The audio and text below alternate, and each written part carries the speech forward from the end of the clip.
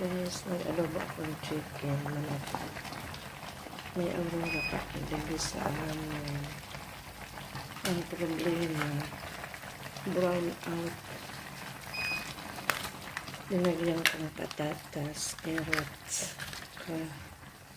big beets, bawang sibuyas, paminta sa ngakap, suka tayo, at saka pampalako. Tapos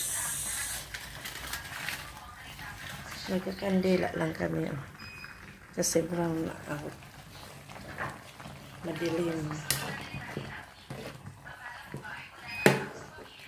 Diyan pang alas 6 na ilaw sa amin. Anay kay primerong kabanggiwasan aurora.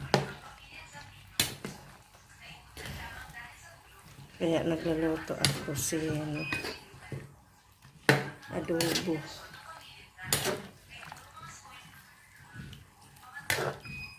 Para dyan sa mga nag-aurora ipapanao.